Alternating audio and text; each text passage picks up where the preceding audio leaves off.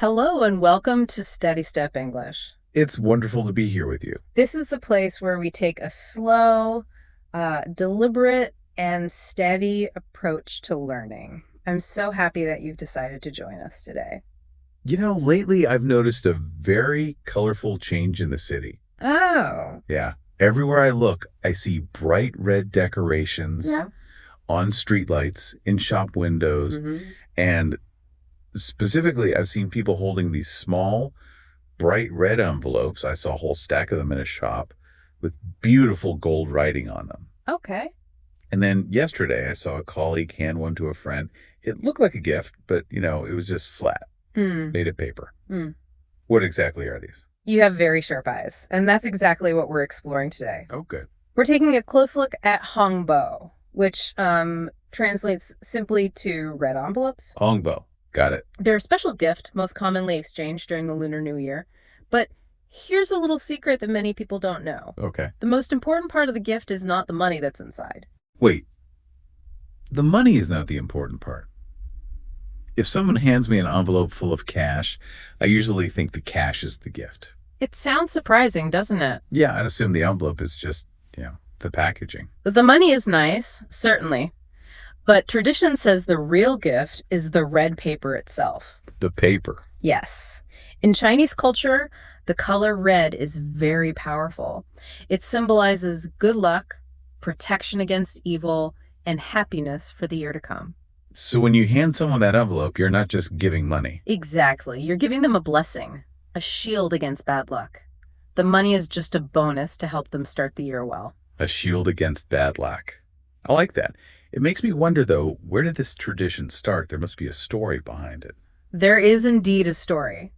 And like many great traditions, it begins with a legend. A legend, okay. Actually, it begins with a monster. A very ancient story about a demon named Sui. A demon that targets children. This sounds like a nightmare for parents. What did it do? It was quite scary. On New Year's Eve, when everyone was sleeping, Sui would creep into the house. Okay. He would touch the heads of sleeping children. And the legend says a child touched by Sui would get sick or very scared. Oh, that's awful. Naturally, parents were terrified. So on New Year's Eve, they would try to keep the lights on and keep their children awake all night long. I can imagine. Staying up all night to guard your family. But kids, they always get tired eventually. What happened if they fell asleep? Well, there's a story about one couple. To help their child stay awake, they gave him 8 copper coins to play with. Like a game. Exactly. He wrapped the coins in red paper, then unwrapped them, then wrapped them again, over and over. But eventually he was just too tired. He fell asleep. And the demon. Did Sui appear? Yes. Sui entered the room. The demon reached out to touch the child's forehead, but suddenly a massive beam of golden light shot out from the coins. Wow. So the coins were a weapon.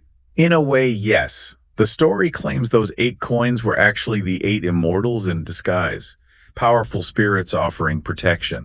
And because of this, the money inside the envelope got a special name, Yasui-kon. It means money to suppress Sui. So the red envelope is basically a protective charm to keep children safe and healthy. Precisely. And there's another quick legend about a beast called Nian, who's afraid of loud noises, fire, and the color red. So that's why red is everywhere during the festival. That's it. It keeps the monsters away. That explains so much. Now, I want to be respectful of this. If I buy some red envelopes, can I just hand them out to friends? Or are there rules? That's a very good question. You must be careful because there are definitely rules. We call this etiquette. Right. And the most important rule is about hierarchy. It decides who gives and who receives, and it's generally based on your marital status. Based on marriage. That's interesting. So because I'm single, does that change my role? It changes everything. The flow of money usually goes from married people to unmarried people. It's a way for the established generation to share luck with the younger one. Okay. But let's imagine I was married. Would I give the envelope alone? Usually no. If you're married, you and your partner are a unit. Traditionally, you should give 2 envelopes, one from you and one from your spouse. 2 envelopes. I'll remember that. But back to my reality. I'm single. So I just collect cash from my married friends. You are mostly on the receiving end, yes, which is lucky for you. Huh, sounds good to me. But you might still give some, maybe to people who provide a service for you, like a doorman, or to very young relatives, like a little niece or nephew. That seems fair. A way to show appreciation. Is there a deadline for this? You can relax a little. The window for giving is usually 15 days long, from the first day of Lunar New Year until the Lantern Festival. Okay, 2 weeks. Now, what if I'm the one receiving an envelope? I'm excited. Do I open it right away? Please do not do that. Oh, okay. That would be a major cultural mistake. It's considered very rude. I'm glad you told me. First, when they hand it to you, you must take it with both hands. Both hands. Got it. It shows respect. And second, never ever open it in front of them. You put it away and wait until you're home in private. Okay. Receive with 2 hands. Yeah. Open in private. I've got it. Now let's talk about the money itself.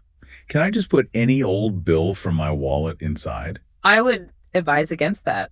The condition of the money is symbolic. It shouldn't be old, dirty, or wrinkled. Why not? It implies you didn't plan ahead. The money should be crisp, clean, and brand new. It symbolizes a fresh start for the new year. A fresh start requires fresh money.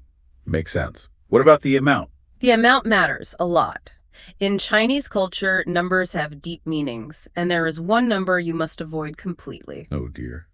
Which number is the dangerous one? The number 4. You should never give $4 or 40 or 400. 4. Why is 4 so bad? It's a linguistic thing. In Mandarin Chinese, the pronunciation of 4 is si. This sounds almost exactly like the word for death, which is ski. Wow. Okay. That is definitely not the message I want to send. Yeah. I will avoid 4. What's the opposite? The lucky number. The champion is 8. 8 is linked to wealth and prosperity. In Chinese, 8 sounds like the word for becoming wealthy. So 8 is great. It is. And as a general rule, stick to even numbers. Odd numbers are often for funerals. So keep it even, keep it red, and keep it fresh. That's a great summary.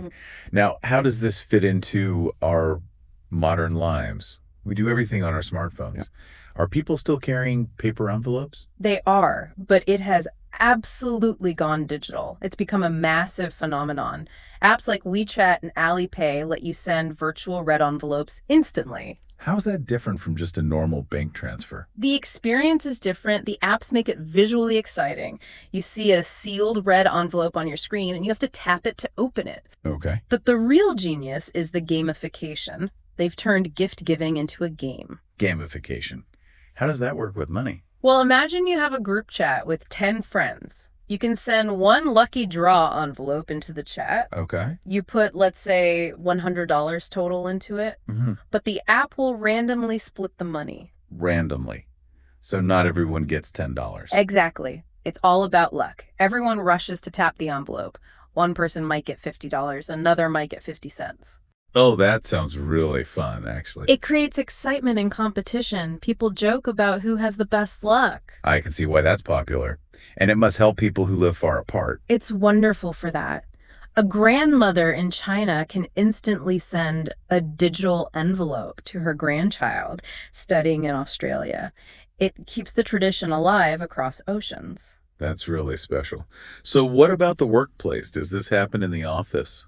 It certainly does. After the New Year holiday, when employees return to work, it's common for the company to give red envelopes to the staff. Is it like a performance bonus? Not exactly. It's more like a welcome back gift, a good start to the year. It's a gesture of goodwill to build morale. This is a perfect topic for our listeners who are using English for Business. I agree completely. If you understand these traditions, you build better relationships. Before we get to the vocabulary, could you summarize the main things we learned? Certainly. Here are the 5 key takeaways. Okay. First, red envelopes, or hóngbāo, are a symbol of luck and protection given during Lunar New Year, not just a cash gift. Right.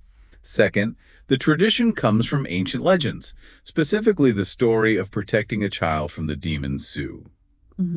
Third, there are strict rules of etiquette, such as using crisp, clean money and avoiding the unlucky number 4. Very important. Fourth, the tradition has evolved. And today, people use digital apps to snatch envelopes and send money globally. The fun part. And finally, this tradition extends to the business world, where it's used to show respect and wish for a profitable year. Thank you for that clear summary.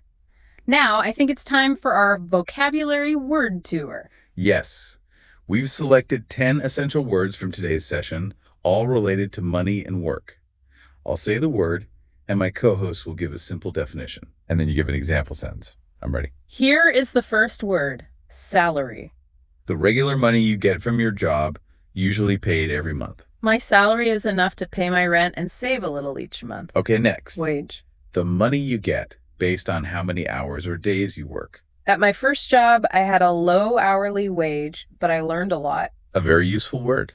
Bonus. Extra money that your company gives you as a reward. We get a New Year bonus in a red envelope when the company does well. Makes sense. Savings. The money you do not spend but keep safe for the future. I put 10% of my monthly salary into my savings account. Good habit. Net worth. The total value of everything you own minus the money you owe to others. I want to increase my net worth by paying off my debts and growing my savings. That's the goal. Debt. Money that you owe to a bank or another person. After university, many students have debt, so they need a plan to pay it back. Very common. Budget. A plan for how to spend and save your money over a specific time. We made a family budget to control our spending and save for a holiday. A good plan. Investment. Something you buy, like shares or a house, hoping it will make more money later. They see their education as an investment in their future income. Smart thinking. Raise. An increase in the amount of money you were paid at your job. After my good performance review, I received a small raise and a bonus.